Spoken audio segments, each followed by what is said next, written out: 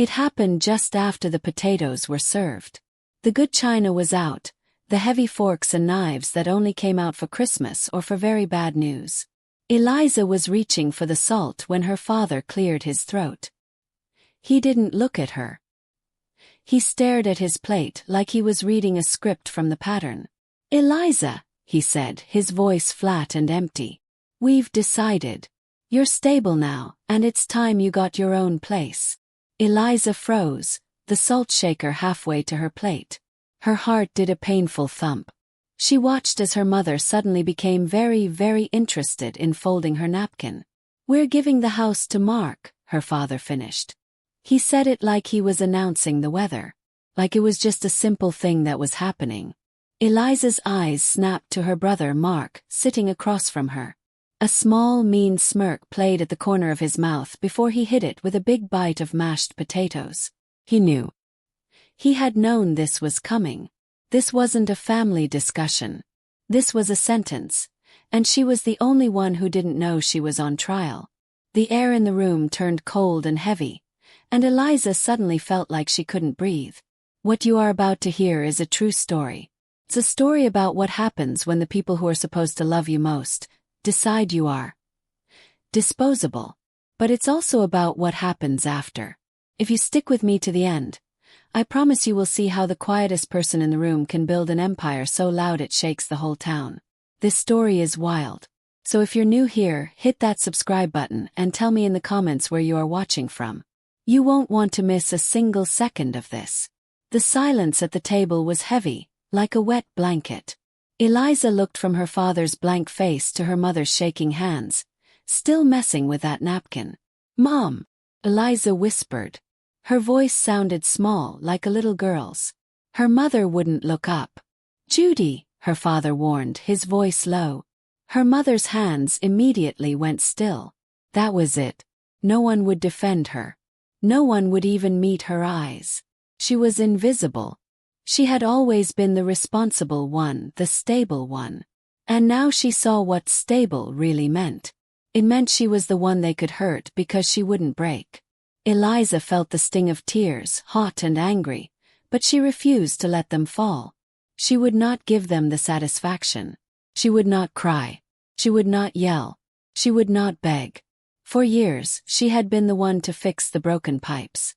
She had been the one to patch the drywall Mark broke in his teenage rages. She had been the one to teach herself how to balance the family's checkbook when her dad lost his job. And for what? To be thrown out for a brother who couldn't even change a light bulb. Something inside her, something that had been small and quiet for years, suddenly clicked into place. It wasn't anger. It was clarity. Slowly she put the salt shaker down. She didn't slam it. She placed it. Blick. She picked up her heavy silver knife and fork, and gently placed them on her plate. Clink. The small sounds were as loud as a gunshot in the silent room. Her father finally looked at her. His eyes cold and annoyed. "Eliza," he started, probably to tell her how she should pack or when she should leave. She didn't let him finish.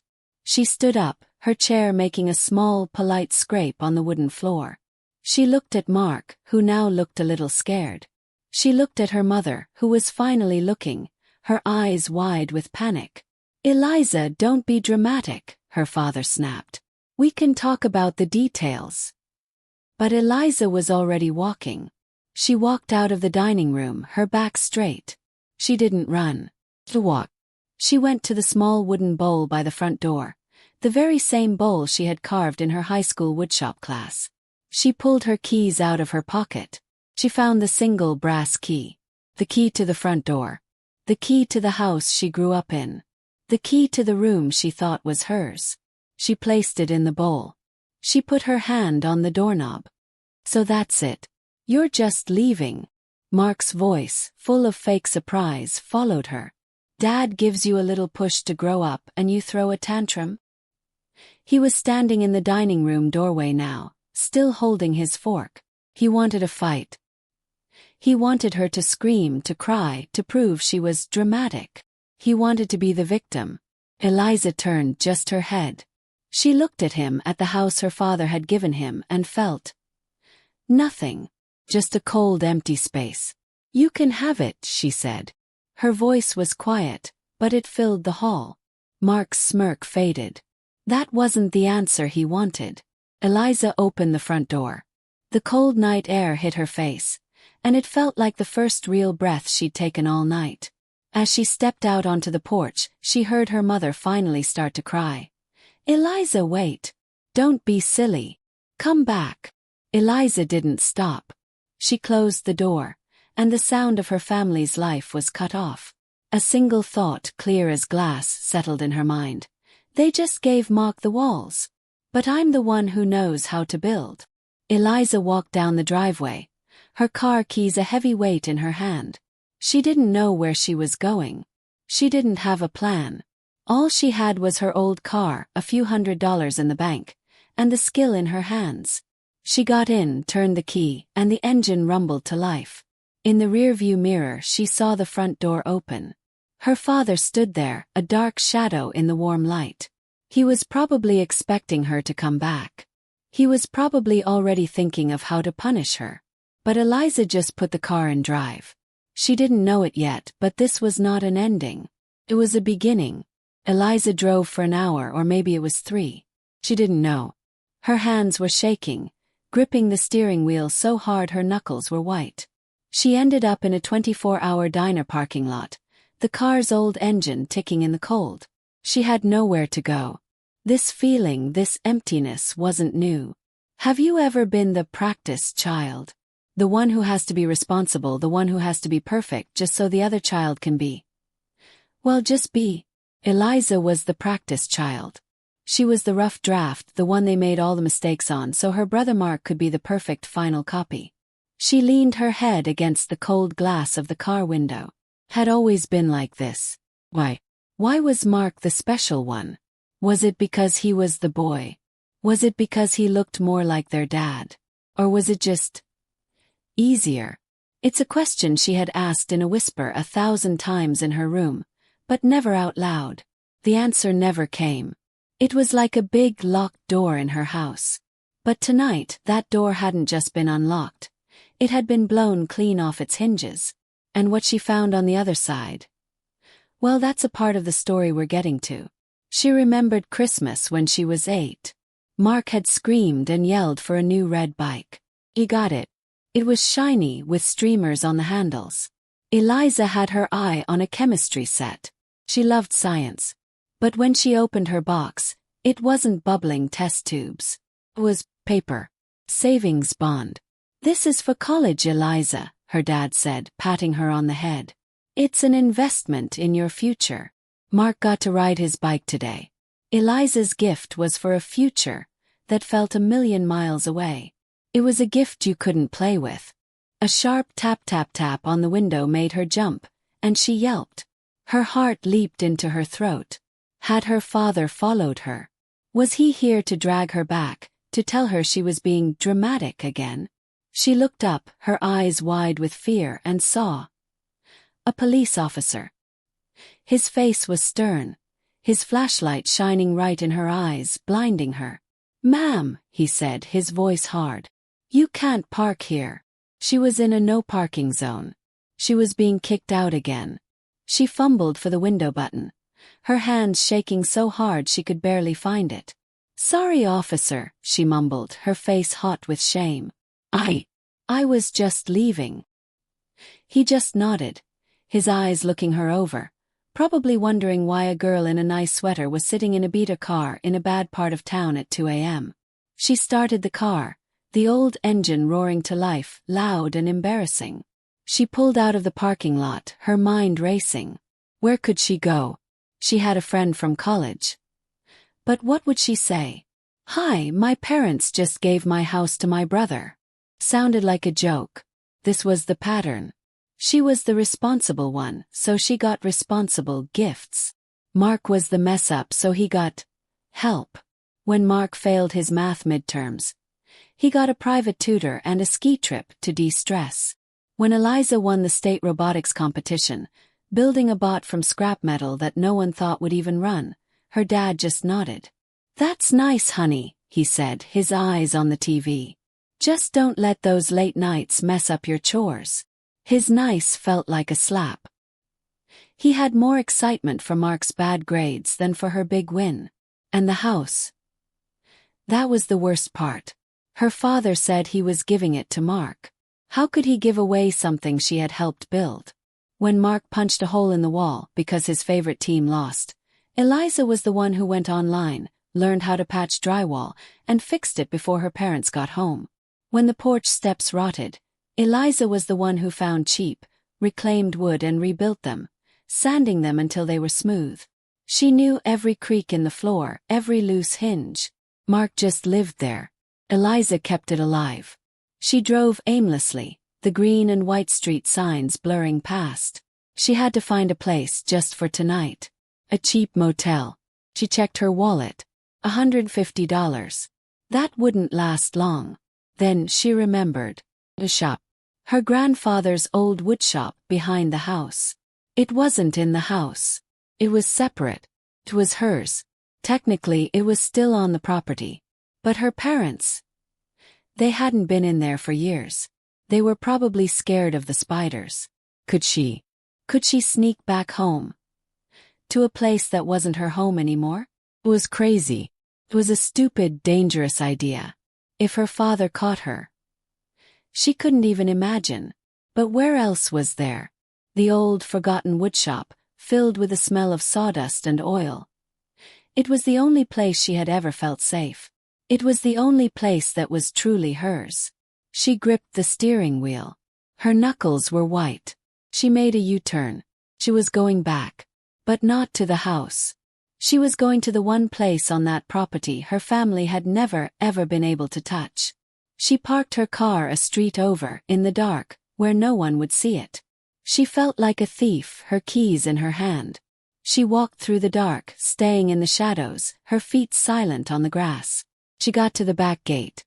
It was quiet. The house was dark, everyone was asleep, dreaming in her beds. She slipped her key into the old rusty lock of the shop. It turned with a loud click. She froze. Did they hear? She waited. Nothing. Just the sound of her own heart, beating like a drum. She opened the door, slipped inside and closed it. She was home. But she didn't know that in that old dark shed, her grandfather had left her something. Secret. A gift that would change everything. The old door clicked shut, and Eliza was finally in total darkness. But she wasn't scared. This darkness was a friend.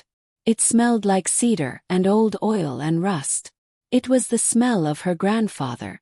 This small, forgotten shed was the only place she'd ever felt truly home.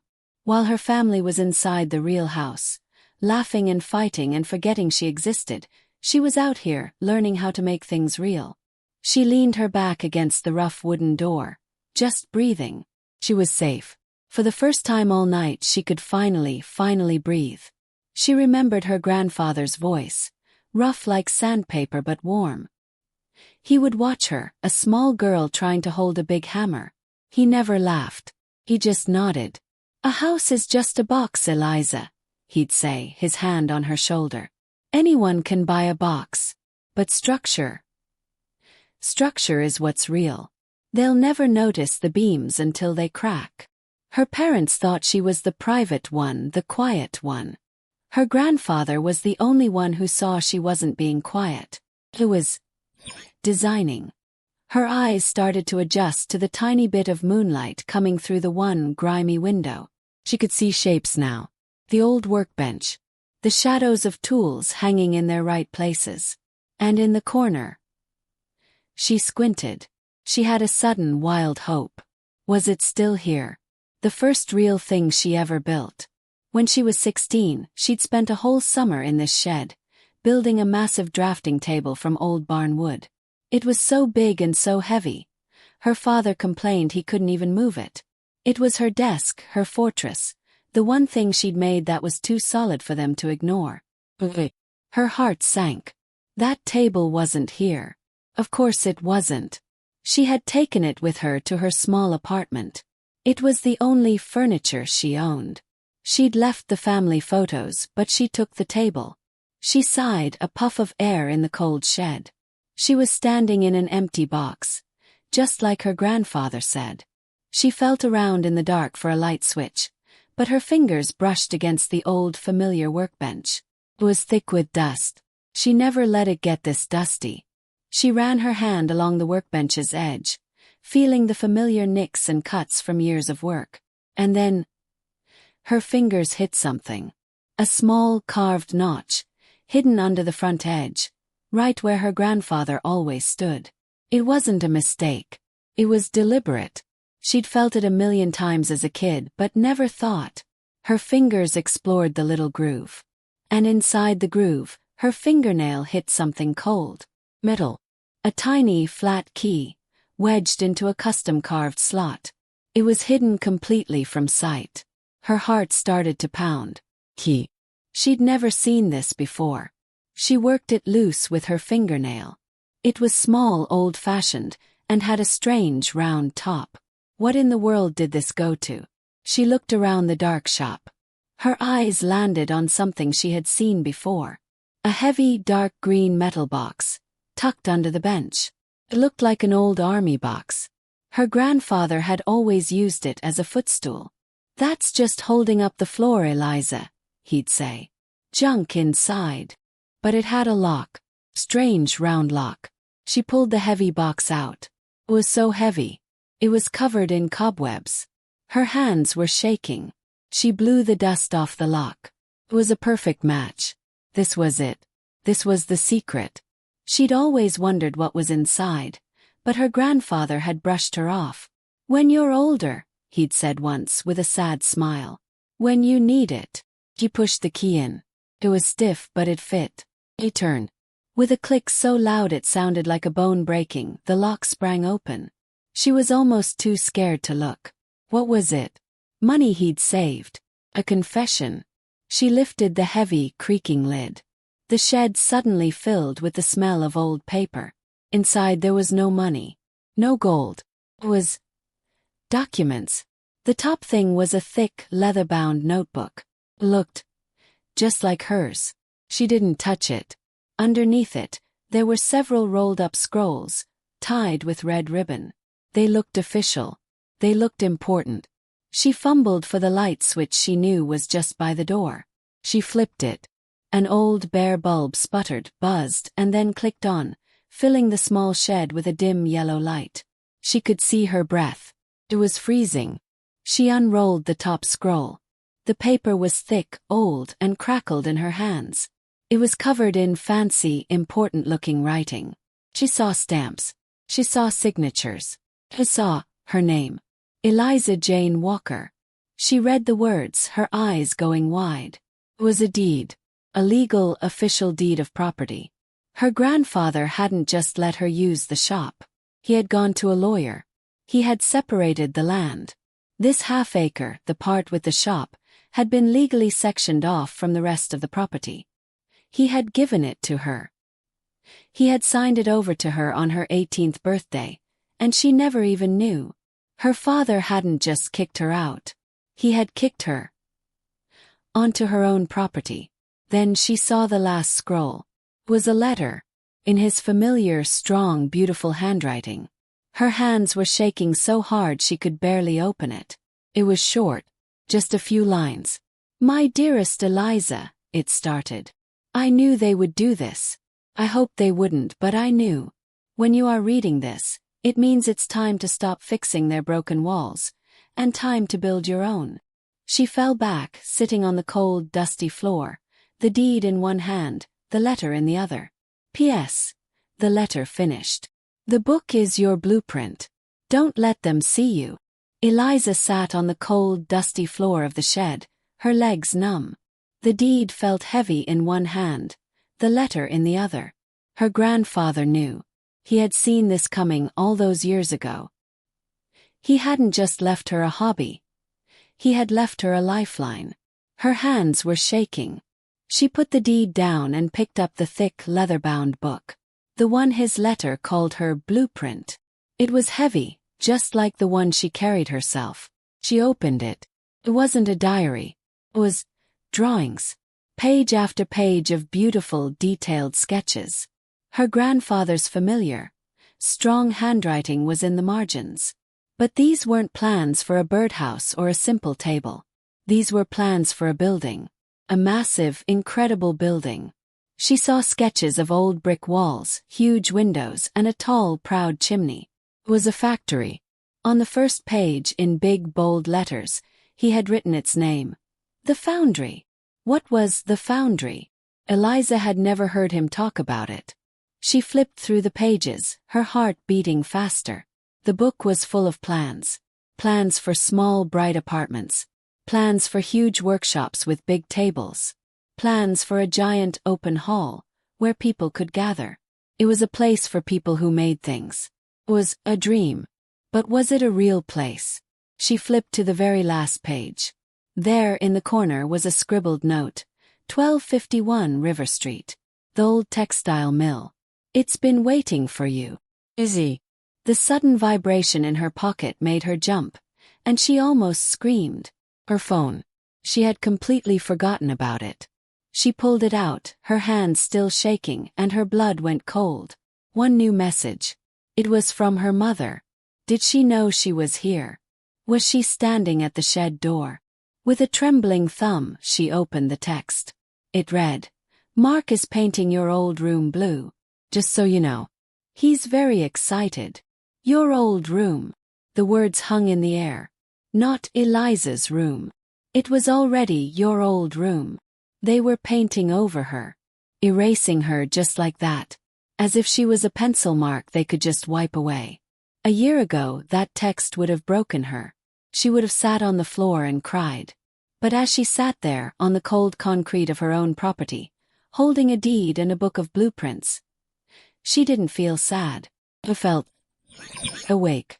She looked at the message, the glowing blue paint of her brother's new room bright in her mind. Then she looked down at the dark, rich leather of her grandfather's book. They could have the blue room. They could have the drywall she'd patched and the floors she'd sanded. She was done with that box. She didn't text back. She didn't delete the message. She just set the phone face down on the workbench. She was finished with that conversation. She was ready to start a new one. She turned her attention back to the book. There was something else. Tucked into a leather flap in the back cover was a folded piece of paper. It wasn't a blueprint. It was a list. List of names. Rachel, welder. Eli, masonry. Mr. Henderson, electrician. There were a dozen names, all with phone numbers next to them. She recognized them. These were her grandfather's friends. The old-timers. The masters. The best builders and creators in the state. She stared at the list, her mind racing. These weren't just names. This was a team. Her grandfather hadn't just left her a dream. He had left her the instructions. He had left her a crew. A group of people who, like her, knew what it meant to build something real. A new family. Her grandfather hadn't just given her a gift. He had given her an army. The first thin, gray light of dawn was starting to creep through the shed's grimy window. It was morning. She had survived the night. She was cold, she was homeless, and she was covered in dust. But she had a deed, a plan, and a list. She looked at her phone, still face down on the bench. She picked it up. She ignored the text from her mother. She looked at the first name on her grandfather's list. Rachel, welder. Her thumb hovered over the call button. This was crazy. It was 6 a.m. What would she even say? "Hi, my name is Eliza, and my dead grandfather left me a book, and I want to build a giant factory." She should wait. She should think. But then she thought of Mark sleeping in her bed. She thought of her father's cold voice. She thought of her grandfather's letter. "When you need it." She needed it. She took a deep breath and pressed the button. The phone began to ring. Once. Then a click. A sleepy, gravelly voice answered. "Yeah. Who's this?" "Yeah. Who's this?" The sleepy voice on the phone was rough, like gravel. Eliza's heart hammered against her ribs. She almost hung up. This was crazy. I'm sorry to call so early," she stammered. "My name is Eliza. Eliza Walker." I'm Arthur Walker's granddaughter. For a long second there was total dead silence on the line. She heard a bird chirp outside her shed. She had made a mistake. This woman was going to laugh and hang up. But then, the voice changed. It was wide awake now. Arthur's girl. The one who built the table. Eliza couldn't speak. She just nodded as if Rachel could see her. How did you know?" she whispered. Rachel let out a short, rough laugh. "Kid, I've been waiting for this phone call for 10 years. Your grandfather. He told us you'd call when you were ready. So, are you ready?" Eliza looked around the dusty, cold shed. She looked at the deed in her hand. "Yes," she said, her voice suddenly strong. "I'm ready." "Good," Rachel said. "Where are we meeting?" 1251 River Street, Eliza said. "The old textile mill." Rachel laughed again. "Of course it is. That crazy old man. I'll be there in an hour. And Eliza, I'm making some calls." Eliza hung up, her mind spinning. 10 years. She spent the next hour calling the rest of the names on the list. Eli, the quiet mason. Mr. Henderson, the electrician who seemed to know everything. It was the same thing every time. "This is Eliza, Arthur Walker's granddaughter." And every time the same answer. "It's time then. We'll be right there. See you at the mill, kid." This wasn't a list of helpers. It was a team waiting for a signal. Eliza drove her old car to 1251 River Street. It was in the oldest, most forgotten part of town. And the building? It was a monster. It was a giant red brick beast, with most of its windows broken like missing teeth. A huge, rusty, condemned sign was bolted to the front door. Vines covered the walls like green, choking arms. This wasn't a fixer-upper. This was a tomb. Her heart sank. This was impossible. Her grandfather was a sweet man, but he was a crazy dreamer. This was a nightmare. Just as she was about to get back in her car and cry, a huge, rusty pickup truck rumbled up. A tall woman with a long, gray ponytail and a kind, wrinkled face got out. "You're Eliza," she said. It wasn't a question. "I'm Rachel." Then another truck pulled up. An old man with hands as big as bricks got out. "Eli," he grunted, nodding. Then a van. "Mr. Henderson." They didn't look at Eliza. They stood in a line, looking up at the broken building. They weren't scared. They were smiling. "She's got good bones," Eli the mason said, patting a wall. Rachel turned to Eliza, her eyes sharp. "So," she said, "did you bring the book?" Eliza's jaw dropped. You know about the book?" "Know about it," Rachel scoffed. "We helped him write it. Arthur was the heart, but we were the hands. He always said you were the one who would finish it." Eliza ran to her car and grabbed the heavy leather book. She handed it to Rachel. The old welder opened it, her rough fingers tracing the drawings. "Yep," she said, a small, proud smile on her face. "That's Arthur's handwriting. Let's get to work." This wasn't a construction site. It was, as Rachel called it, a small revolution. Mr. Henderson cut the lock, and they pushed open the giant, creaking doors. The inside was huge and dark and full of junk. But where Eliza saw a mess, they saw a plan. "This is where the big hall goes," Eli said, pointing to a pile of rubble. "This is where the light will come in," Rachel said, pointing to a bricked-up window. They weren't working for her. They were working with her. They were there to finish a promise.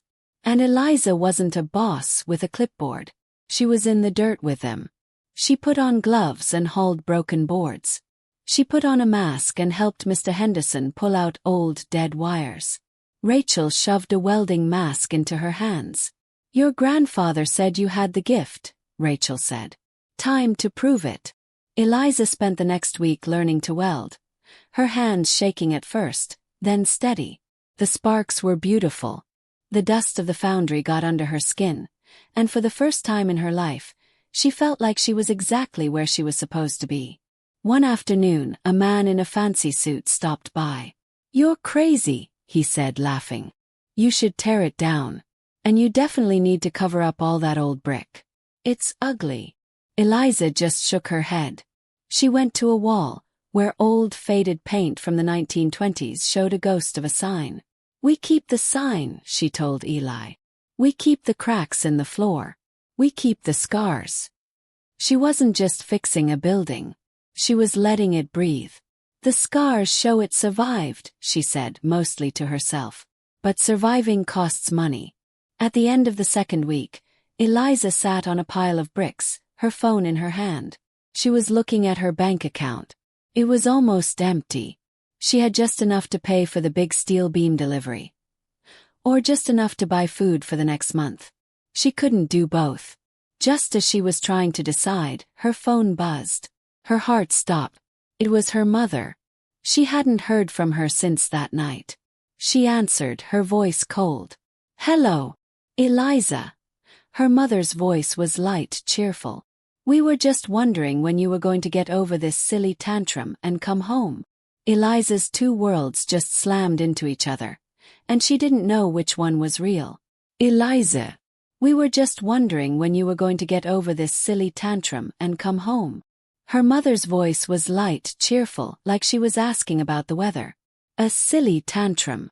All that pain, all that humiliation, was just a tantrum to her. Eliza looked at her bank account on her phone. $0.00. Then she looked up at Rachel, Eli, and Mr. Henderson, their faces covered in sweat and dust. They had worked for 2 weeks for free. Home, her mother said. Eliza looked at the old, beautiful brick wall in front of her. I am home, she said, her voice quiet. Then she hung up. The click of the phone ending the call was the loudest sound in the factory. She turned to Rachel, her heart a cold, heavy stone in her stomach. That was my mother, she said. Rachel just nodded, wiping her hands on a rag. Eliza, she started, her voice shaking. I can't pay you. Any of you. The words came out in a rush. The money is gone. It's all gone. I used the last of it for the new wiring. I can't even pay for the steel beams. She finally looked up, her eyes stinging, expecting them to be angry. Expecting them to leave.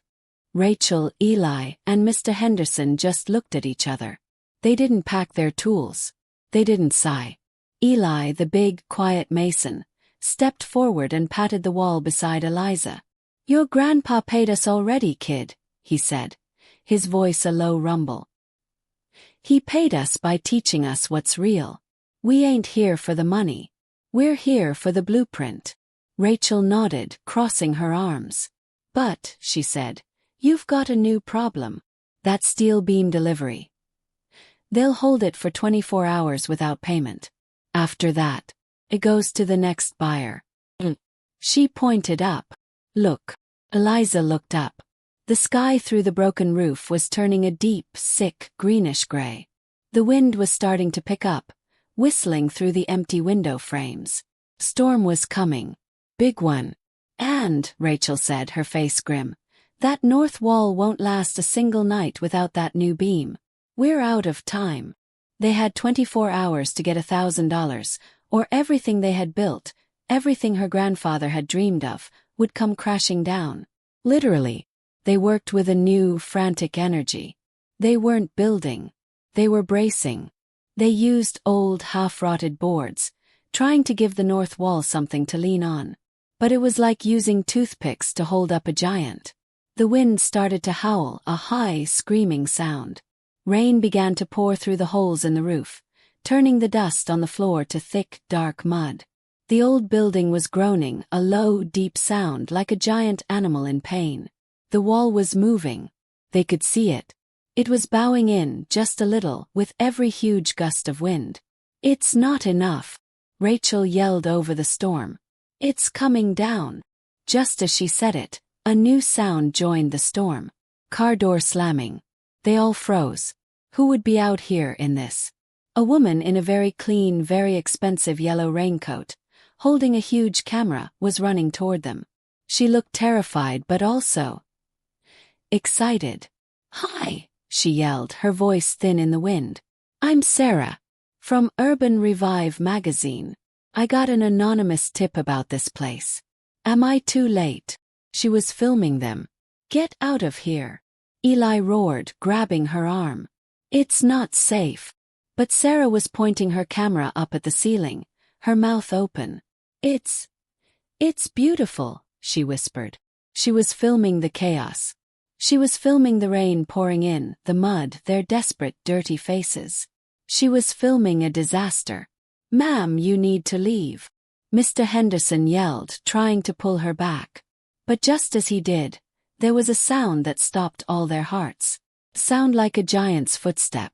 Clack. It wasn't a groan this time. It was a snap. A huge, dark crack shot up the north wall, from the floor to the ceiling. Bricks started to pop out, one by one like loose teeth. Everyone run! Rachel screamed, shoving Eliza toward the door. The wall wasn't bowing anymore. It was falling. The roof above it was starting to sag, the main support beam tearing away from the plaster. They all ran, slipping in the mud, all except Sarah. She was frozen, her camera still pointed at the wall, capturing the whole thing. Move! Eliza screamed, and she did something crazy. She didn't run away from the wall. She ran towards it. She had seen something. A heavy old chain hoist, still attached to a beam right above the collapsing section. It was their only chance. Eliza, no! Rachel screamed, her voice full of pure terror. But Eliza was already scrambling up a pile of rubble. She had to reach the chain. She had to hook it to the main support. She was welding. She had her small battery-powered welder in her hand. It was an insane, impossible idea. But just as she leaped for the chain, the rest of the wall gave way. A shower of bricks and plaster exploded outward. The last thing they saw was Eliza, 10 feet in the air, her hand reaching. And then she was gone. Swallowed by a cloud of red dust and collapsing timber. The camera, still in Sarah's shaking hand, was pointed right at the spot where she had been. Oh my God, Sarah whispered, her face pale. Oh my God. Did I just film her die? The world went silent, and then the screaming started. It was Rachel. Eliza! The cloud of red dust was so thick, no one could see. The rain was still pouring, turning the dust into a thick red mud.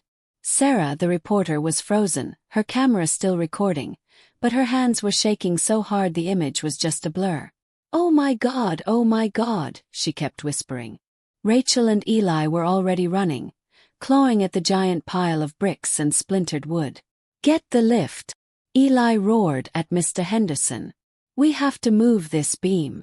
They dug with their bare hands, throwing bricks behind them, not feeling the cuts or the scrapes. She's under here. She has to be. Rachel yelled, her voice breaking. Eli was a machine, lifting pieces of wood that should have been too heavy for one man. I see her hand, he shouted. 'Twas a lie. He hadn't seen anything. But it was a lie to give Rachel hope. And then, his hand digging through the mud hit something. Not a brick. Not wood. Fabric. It was the sleeve of her jacket. They dug like madmen. And then they saw her. It was alive. Barely. She was pinned under a huge, dark piece of timber. But she was in a small pocket. Tiny lucky space. The very chain she had been trying to hook had caught, twisting and holding the main roof beam. It was hanging by a thread, but it was holding. She had saved herself. She was unconscious, her face pale, a terrible bloody cut on her forehead. But she was breathing. She had saved the building.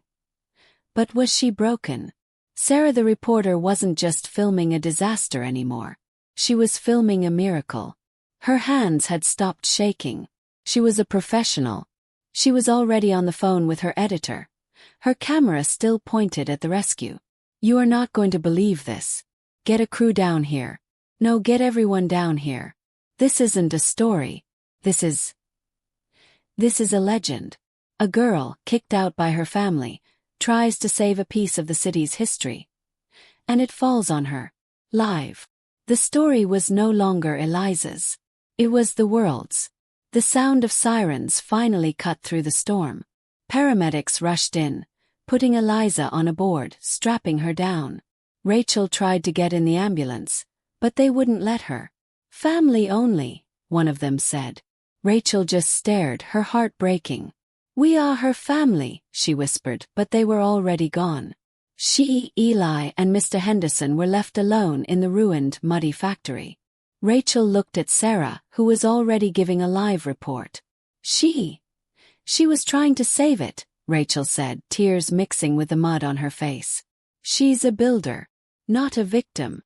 The phone call to her parents' house came an hour later. It was the hospital. "We have an Eliza Walker here. She's been in a serious accident." Her mother, Judy, answered. Her heart didn't stop. She didn't gasp. Her first feeling was annoyance. "An accident," she said, her voice tight. "At that place. What has she gotten herself into now?" She wasn't worried about Eliza. She was worried about the embarrassment. She was worried about what the neighbors would say. She had no idea what was coming. She didn't have to wait long. The story wasn't on some small blog. It was the top story on the 10 o'clock news. They were sitting down for dessert when they saw it. Sarah's shaky, dramatic footage of the wall collapsing. A picture of Eliza, pale and unconscious, being loaded into an ambulance. And the headline: "Local hero crushed. Kicked out by family. Architect tries to save city landmark." They heard Sarah's voiceover. Eliza Walker, who sources say was recently made homeless by her own parents, was in critical condition tonight. The shame was instant.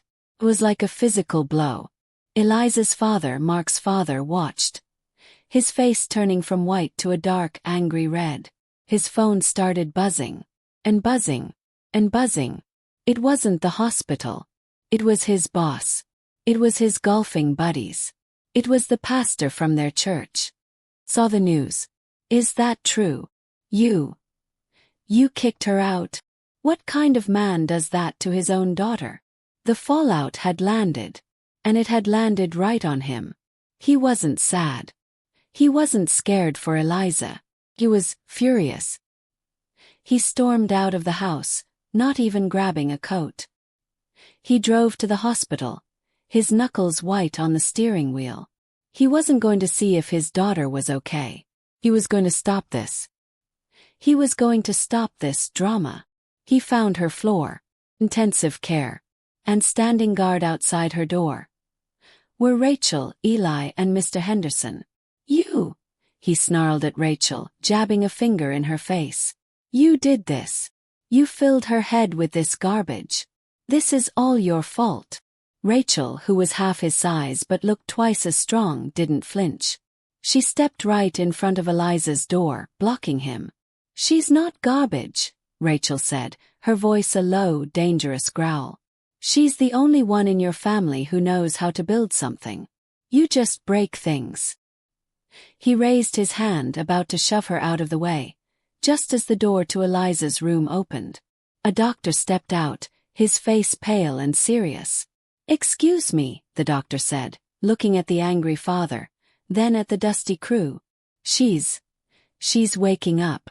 But there's something you all need to know. About her condition." The doctor looked at Eliza's furious father, then at Rachel's worried, muddy face. She's going to be okay," the doctor said. Rachel's knees almost buckled in relief. "But..." The doctor's face was still serious. "When the beam fell, it crushed her right hand." Her hand. Rachel felt the air leave her lungs. Her welding hand. Her building hand. "We did everything we can, but the nerve damage is very bad. We don't know if... well, she'll have to learn to do everything again." He looked down. "She's in room 207. Eliza's father just stared. He didn't ask, "Is she in pain?" He didn't ask, "What does that mean?" He just processed. Then a dark, ugly look crossed his face. This is your fault," he hissed at Rachel, his voice low. "You and your crazy, stupid project. You ruined her. You ruined everything." He was still thinking about himself. He was thinking about the embarrassment. He didn't even care about her hand. He shoved past the doctor, determined to get into that room and... What? Yell at her. Tell her to stop this drama. No. Rachel stepped in front of the door. She was smaller than him, but she was as solid as one of Eli's brick walls. You don't get to go in there. Not like this. You don't get to bring your poison into that room. Eli and Mr. Henderson stood up, moving to stand on either side of her. They were three dusty, tired old builders. And they were a wall. Get out of my way, Eliza's father growled, his face turning red. I am her father. And I am the reporter who filmed you leaving her homeless. New voice. Sharp, clear, and very, very awake. Sarah, the reporter, walked down the hall, camera crew behind her. The camera's little red light was on. I heard you yelling, she said, her voice like ice. Would you like to repeat that for the camera? The part where you, the man who kicked his daughter out, are blaming her rescuers for the accident. The city would love to hear that. Eliza's father froze. He looked from Rachel's angry face to the dark, unblinking lens of the camera. He was trapped. This is a private family matter, he stammered, trying to puff out his chest. No, sir, Sarah said, stepping closer.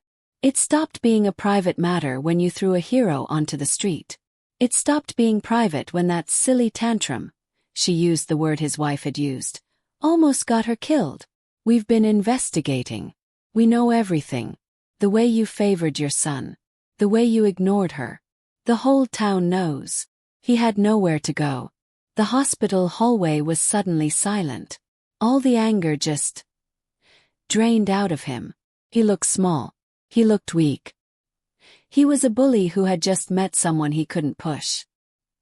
He looked at Rachel, then at the camera, then at the door to his daughter's room. He couldn't win. He couldn't yell, he couldn't hit, he couldn't threaten. He had no power here. The weight of silence was finally his to hold. He was done. Without saying another word, he turned around. He didn't look back.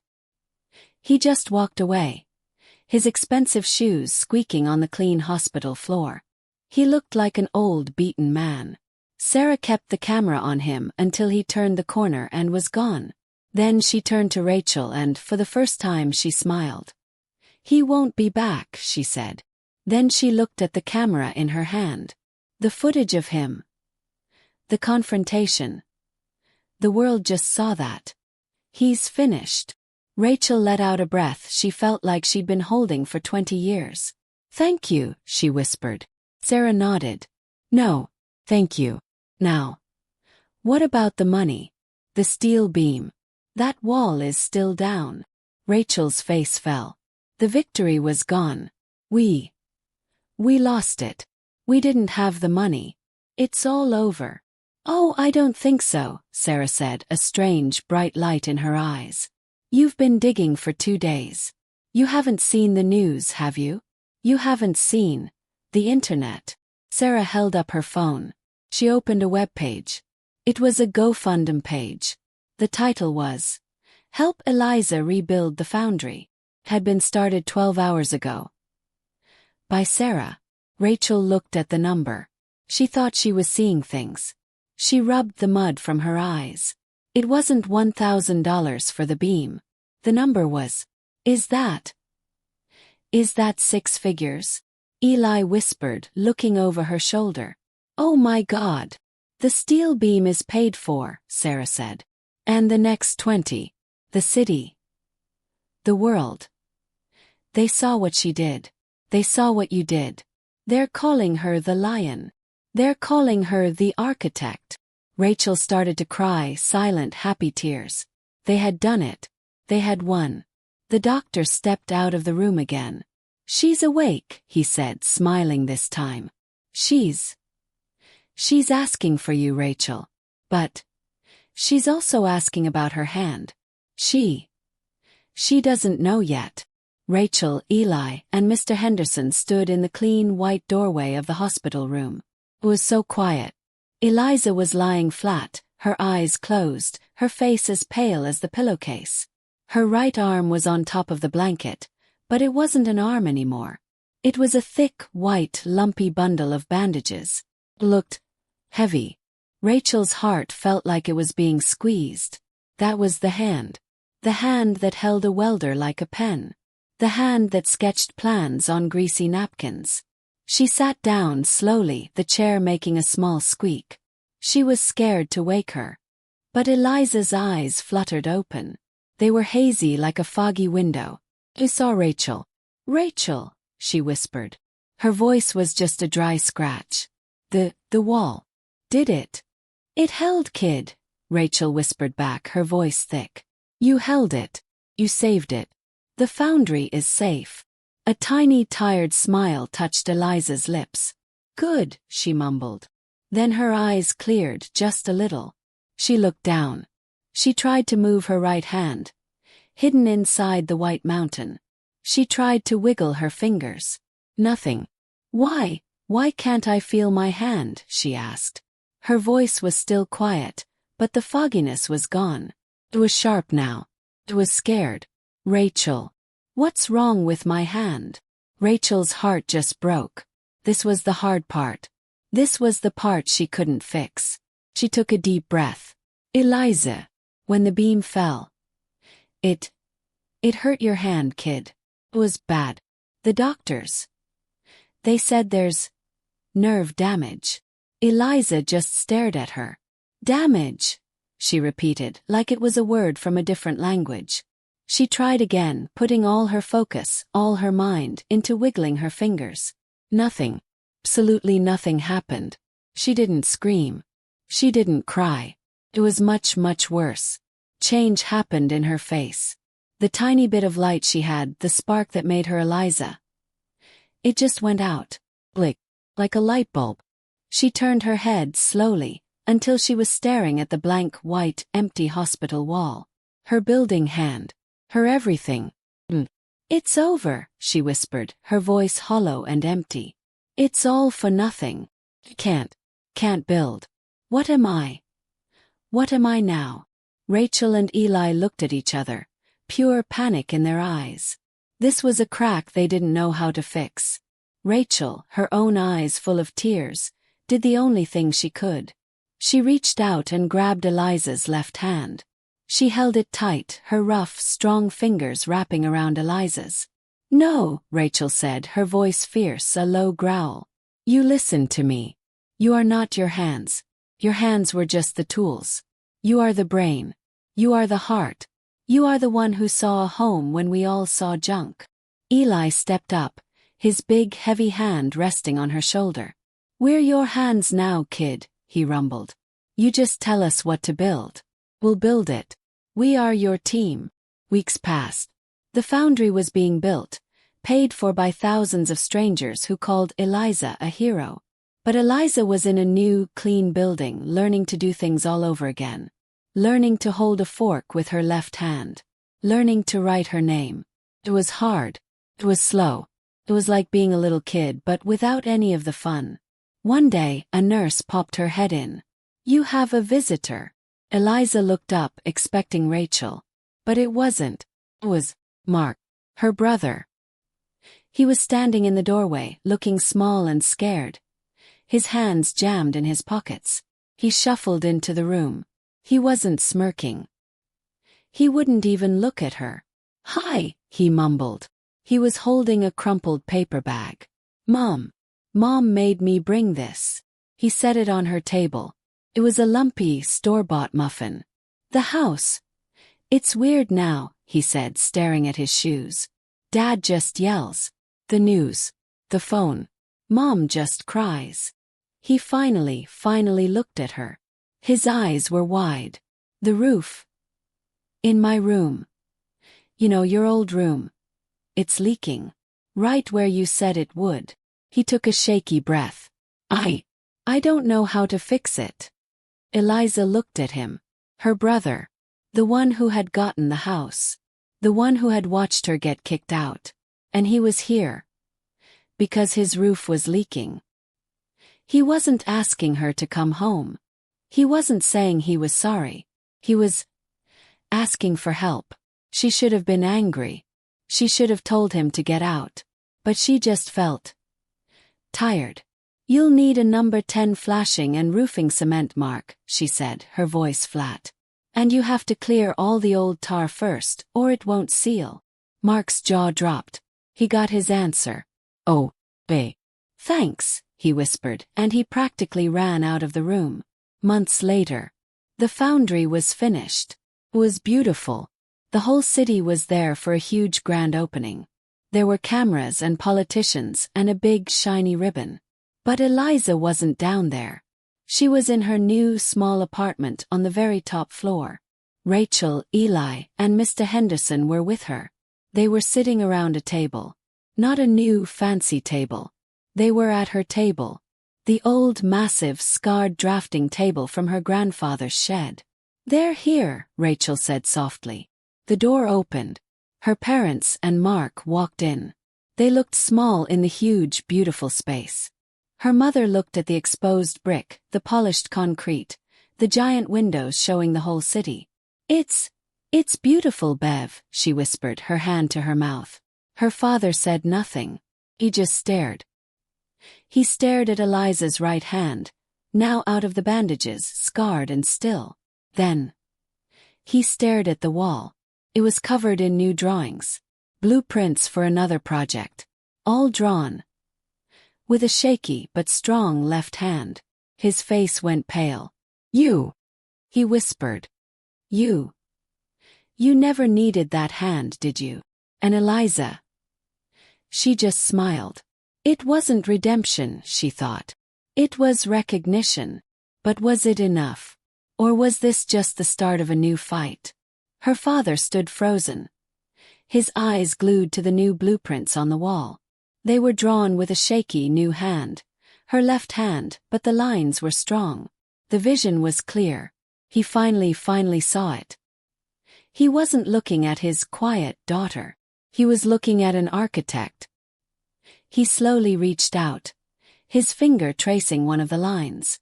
"Your grandfather," he whispered, his voice thick and strange. He was right about you. He didn't say, "I'm sorry." He didn't say, "I was wrong." But he had finally said the truth. Her mother, Judy, was crying, but quietly this time. She wasn't looking at the drawings. She was looking at the room. This beautiful, strong, warm space. It was so much bigger than their house. It wasn't just a building. It was a home. "It's really yours, isn't it?" she whispered. It wasn't a question about money. It was a question about who Eliza was. For the first time, her mother was seeing her as a whole person, not just a part of their family. Eliza didn't say anything. She just nodded. Mark was the only one who looked like he wanted to leave. He shuffled his feet, his eyes on the floor. He pointed at the massive, scarred table they were standing around. This is that old thing from the shed, right?" he asked, just to say something. "Yes," Eliza said. "It is." Mark nodded, looking at his shoes. "The roof. It's still leaking." "Hey, Kissel, I'll go to the hardware store. Like you said." He wasn't asking her to fix it. He was telling her he was, for the first time, going to try and fix something himself. The silence in the room was heavy. Her family stood there like three ghosts in her new bright life. They didn't belong here. They were from the before. Her father cleared his throat. "Well," he said, pulling his jacket straight. We'll let you go." He turned and walked to the big metal door. Her mother and Mark followed him like two small, sad shadows. There was no big screaming fight. There was no big tearful hug. It was just over. The door clicked shut and they were gone. The four of them, Eliza, Rachel, Eli, and Mr. Henderson, stood in the quiet apartment. The only sound was the wind humming against the giant windows. Eli, the big, quiet mason, was the first to speak. He let out a long breath. "Well," he rumbled, a small smile on his face. "That was something." Rachel didn't smile. She just put her strong, warm hand on Eliza's good shoulder. "You okay, kid?" she asked, her eyes full of a love that was deeper than blood. Eliza looked at the closed door where her family had been. Then she looked at the faces of her real family, the people who had stood by her, the people who had dug her out of the rubble with their bare hands. She turned away from the door and walked to the giant window. The city was spread out below, a carpet of glittering, beautiful lights. She pressed her good left hand against the cold, strong glass. She had built this. She was safe. Yeah, she whispered, a real, true smile spreading across her face. I am. She finally understood. Her father hadn't taken her hand. Her family hadn't broken her. They had just set her free. She had spent her whole life, her whole childhood, waiting for them to give her a seat at their little table. But her grandfather knew. You don't wait for a seat. You go to the shed. You draw the plans. You build your own table. And if they break your building hand, you pick up the pencil. And you learn to build with the other one. Her silence had never been weakness. It was just her drawing the blueprints. This story. It wasn't just about Eliza. This story was for you. It was for every single person who has ever been made to feel small. For every person who was told they were the practice child, the quiet one, or the responsible one who could handle just a little more pain. It's for every person who has ever felt invisible in their own home, in their own life. It's for you to remind you that you are not a helper. You are the architect. If this story touched your heart, if you know what it feels like to be Eliza, then I am asking you from the bottom of my heart to please hit that like button right now. It does more than just help our channel. Tells the world that these stories of strength, that your story matters. And if you know someone, anyone who needs to hear this message, who is sitting in their own shed right now, please share this story with them. It might be the blueprint they've been waiting for. We are a community here. We are the builders. We are the ones who get back up. We share these true stories every single week.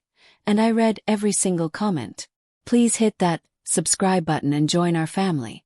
And tell me in the comments below, have you ever had to build your own foundry? Your stories are what keep us all going. Thank you for watching. And remember, there's always another quiet, strong story just waiting to be built.